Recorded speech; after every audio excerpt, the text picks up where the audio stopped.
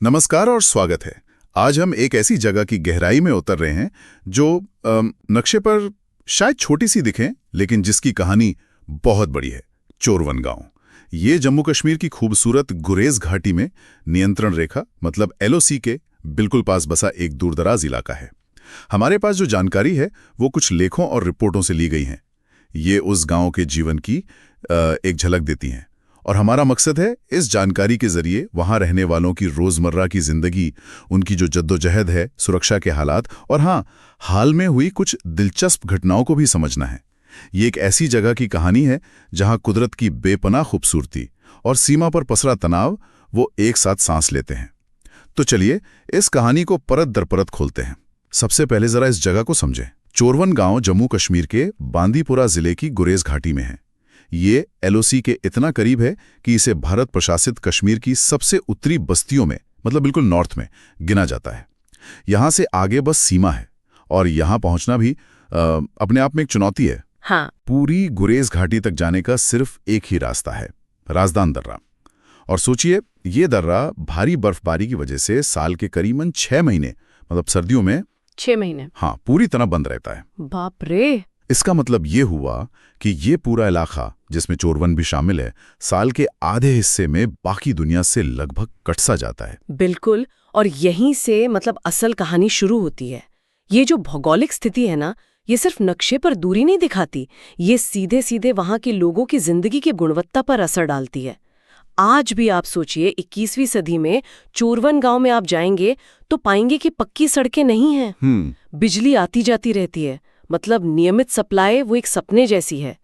पीने का साफ पानी आसानी से नहीं मिलता और मोबाइल फोन पे नेटवर्क, वो तो किस्मत की बात है। पानी के लिए क्या कर देते हैं फिर वो लोग? ज्यादातर गांव वाले पास बहने वाली किशनगंगा नदी पर ही निर्भर है।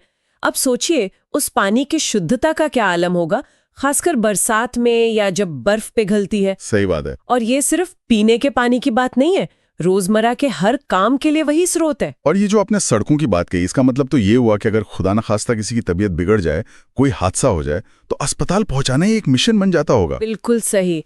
अच्छी सड़कों के बिना, खासकर मेडिकल इमरजेंसी में, वक्त सबसे कीमती होता है ना, और वही यहाँ हाथ से निकल जाता है।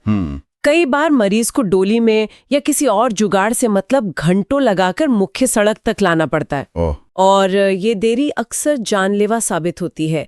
हमने ऐसी रिपोर्टें भी देखी हैं जहां लोगों ने बताया कि कैसे वो सालों से बुनियादी सुविधाओं के लिए गुहार लगा रहे हैं, नेताओं से, प्रशासन से, लेकिन उनकी आवाज जैसे कहीं खो जाती है। और इसी अनदेखी की वजह से जाहिर है लोगों में अपने चुने हुए नुमाइंदों के लिए काफी गुस्सा और निराशा भी है। उन्हें लगता है कि उनकी जरूरतें किसी की प्राथमिकता में ही नहीं है। ये तो हुई बुनियादी जरूरतों की जद्दोजहद। लेकिन एक और पहलू है जो यहाँ की जिंदगी पर मतलब हमेशा हावी रहता होगा, वो है नियंत्रण रेखा की मौजूदगी। हाँ। LOC के इतने पास होने का मतलब है कि सीमा पर जरा सी भी हलचल हुई नहीं कि असर सीधे गांव वालों की जिंदगी पर। हाँ बिल्कुल, ये एक ऐसी सच्चाई है जिसके साथ उन्हें रोज जीना पड़ता है। सुरक्षा का एहसास वो यहाँ बहुत नाजुक है।